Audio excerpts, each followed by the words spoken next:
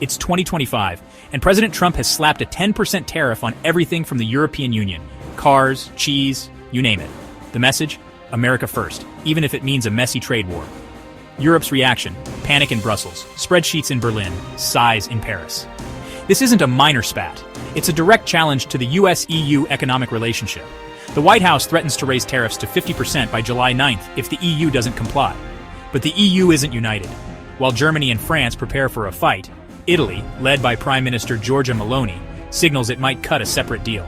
Italy's move throws a wrench into the EU's plans for a unified response. Instead of joining the outrage, Italy quietly considers its own interests.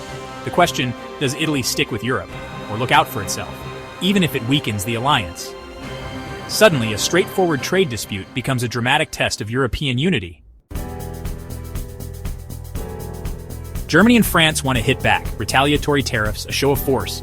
Their industries, cars, planes, are directly threatened, and they demand EU unity. Italy, however, takes a different path. Meloni flies to Washington, offering negotiation instead of confrontation. Why? Italy's economy relies on small businesses exporting food and fashion, and a trade war could devastate them. Italy has a massive trade surplus with the US. It can't afford a prolonged conflict. Meloni urges caution, seeking compensation for the hardest-hit sectors rather than escalation. Her warmer relationship with Trump gives her leverage others lack. This split creates tension. Berlin and Paris want to stand firm. Rome wants to protect its own. Italy's gamble: save its economy or risk fracturing EU unity. If Meloni succeeds, she's a hero at home. If not, she's the leader who broke Europe's front. The stakes couldn't be higher. These tariffs hit hard, especially Germany's car industry and France's aerospace sector. Billions in investments and jobs are at risk, and retaliatory tariffs could escalate the pain. Luxury goods, Italian leather, French perfume, face price hikes that could kill US sales. But it's not just about today's economy. The EU's green tech ambitions, solar, wind, electric vehicles, are threatened too. Tariffs could slow Europe's climate progress and hand the advantage to US or Chinese firms. Italy's vulnerability is unique. Its Made in Italy brand relies on small producers of food and fashion.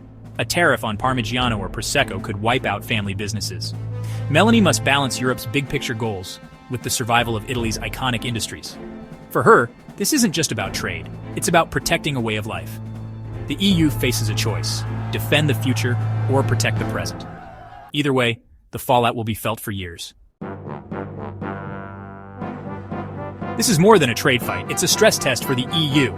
Italy's break from the bloc's strategy challenges the very idea of European solidarity. If one country cuts its own deal, what's to stop others? The risk of fragmented Europe, each nation for itself. The crisis forces Brussels to ask: is the EU a true union or just a loose alliance? The consequences spill into geopolitics and NATO. Trade tensions strain the US-EU relationship, making military cooperation harder. The US already pressures NATO allies to spend more on defense. A trade war adds resentment. Meanwhile, China watches, ready to exploit Western divisions. A fractured West is a strategic gift to Beijing, undermining the global order. The real battle isn't just over tariffs, it's for the future of the West itself. As the July deadline nears, the EU faces a defining moment. Germany and France push for unity, believing short-term pain is worth long-term strength. Italy bets on pragmatism, hoping to shield its citizens from economic disaster. The outcome will echo for years. A compromise could make the EU stronger, but a split could mark its decline. Rivals like China and Russia are watching, ready to exploit any weakness. Will Europe stand together or fall apart under pressure? The answer will shape not just the transatlantic relationship, but the future of Europe itself. No pressure, Brussels.